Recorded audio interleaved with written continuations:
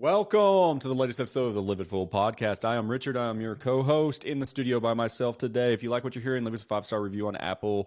Share us with your friends on Spotify and all the cool places that you find podcasts. Share us on Instagram. Put us in your stories. Tag us. We love it when we're tagged. It means we know people are listening. But hey, I wanted to go through something real quick. It's going to be a shorter podcast. And I wanted to talk about something that happened the last couple of weeks, and it piggybacks on the podcast last week. If you listened to it, I talked a little bit about creating your own luck and what that means, and that very seldom in life are we lucky. We create the opportunities that come to us. But I wanted to just talk briefly about a friend of mine who I'm partnering with on a flip. Mentioned him. Many of you have seen Matt. He is my brother from another mother. I've known him a long time. Consider him family. He was on, if you go back and listen to, I don't know what episode number it was, but CEO Reboot. He was on there with me, and we were talking about our businesses and our strategies and some of the things that we were doing with a mastermind that we called the CEO Reboot. He is a master at his craft. He is the best synthetic turf installer, playground builder, landscape extraordinaire, contractor there is out there. But there's been a few years ago, he came to me and he said, man, hey, when you're finding these real estate deals, bring me in on one. He planted a seed. He's a good salesman. He was in sales for a long time prior to owning his own businesses. And so he gets, sometimes you got to plant the seed. The seeds you plant today are not the fruit you eat today. It takes time to develop, right? Fruit trees take a long time to grow. They don't bear fruit for many years yet. Are they any less valuable? Nope, because they've got to set their roots. They've got to build. They've got to do those things. Anyways, he had said that to me. It was 2 or 3 years ago. He said, hey, I want to come in on one of these real estate deals because he wants to learn about real estate. And he knows that's an area that we know a lot in. And so he came to me and he said that, and he said it casually. It wasn't anything major, but he planted a seed with me. So fast forward a couple years last year, we had a deal come up that we're like, let's bring Matt in on it. And we did our first kind of deal together, a little bit more passive than what we've done on some flips or some rentals. But anyways, that one seed he planted, and he kept mentioning it, periodically every once in a while. Hey, I'd love to get on one of these real estate deals. It's something I don't know about. I know I could learn from y'all. And so it's a pretty cool deal when those things come to fruition. But so I had him, we were walking through this house. He hadn't seen it. He said he'd partner with me on a house, pretty much sight unseen. And we went and did, after I bought it, after I closed, we went over there and did a walkthrough when he could get over to town. And we were talking about it. And I said, this kind of house scares a lot of your casual investors because it's one of those that it could be really good, or you could run into every problem possible and it'd be kind of bad. And so the advantage that I have over some that may be straight flipping is if I go over budget and I think I can't make enough for the work that I put in, I will turn around and rent it as long as the rent values make sense with the cash flow, which it would. I'd make sure that it does. So I always have a little bit of a contingency that others may not have that are just straight flipping because I know that side of it as well. But anyways, we're talking about it, and I said, this is the kind of deal that probably scares a lot of people just because if they fail and they lost, like, say, 15 or 20 grand, they don't do a second deal, right? And he said to me, and I'm never going to forget it, he looked at me and said, I would just consider that tuition. I want to say that again. He's talking about if he lost money on his first real estate deal, he would consider that tuition. Well, what's tuition? Tuition's paying for school, right? Paying for an education.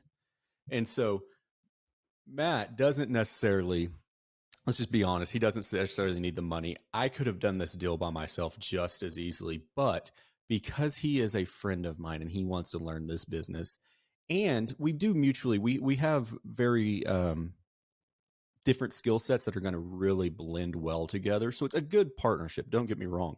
But like, we didn't necessarily need each other to do it. Matt could have jumped into something on his own. I could have just finished this on my own. But because I know he wants to learn, it's going to be a good deal. And we talked about it. We talked about, and I'll share this with you. We talked about, could we just clean it up and flip it to like a wholesale to another investor? Yeah, you could. You probably do a week's worth of work, do a good cleanup, sell it, probably make, 8-10 grand in a couple weeks. And I said, yeah, we could do that. I mean, I'm not against it.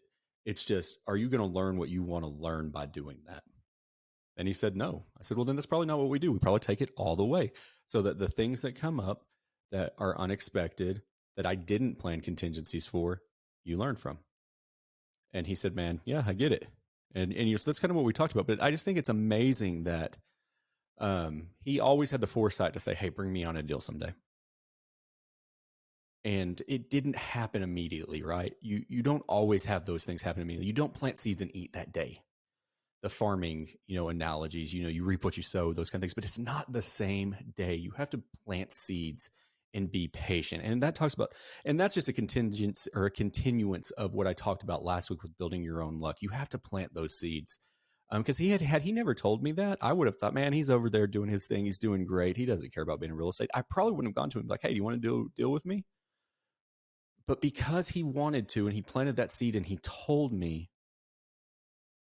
we're going to do something together. It's going to be good. And then we'll do something else and something else and something else. We're going to learn from each other. We're going to grow together, and we're going to go to new heights that maybe we would not have in this endeavor done without each other. So it's a pretty cool thing, I think. So don't ever be afraid to go up to somebody that you want to learn from. We always talk about finding a mentor, getting in these mastermind groups, finding people around you that you can benefit from knowing the things that they know. People ask me sometimes, how do you find a mentor? How do you find somebody who's willing to spend time working with you? Well, first off, you go up to somebody and you're like, hey, will you mentor me? They're probably going to say no, because you're going to have to show what value you can provide them as well. That, or you're going to pay them, which is fine. There's nothing wrong with paying someone to mentor you who knows way more about a situation than you do. Absolutely nothing wrong with that. But if you just cold call somebody, go up to somebody like, I really want to learn from you, it's probably not going to work. Matt and I have a good relationship, but I would have never thought he wanted mentoring in this unless he asked. But he brings an immense amount of value. So we can sit here and we can work and we can build each other up. It's a win-win. But what I'm going to tell you is, don't be afraid to ask those people in your lives that know you, that you trust, that maybe they are doing something different than you. Ask them.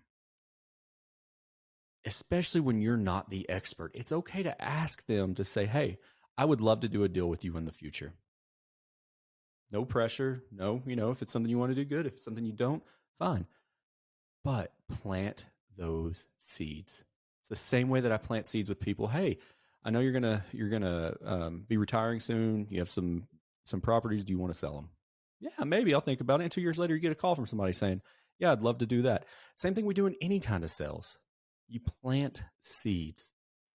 Matt planted seeds with me, and now we're going to watch that harvest come together. And I think that's a cool deal. And I just love his attitude. And I'm just going to recap that, because it's two big things. I said, if we lose money on this, that scares most people.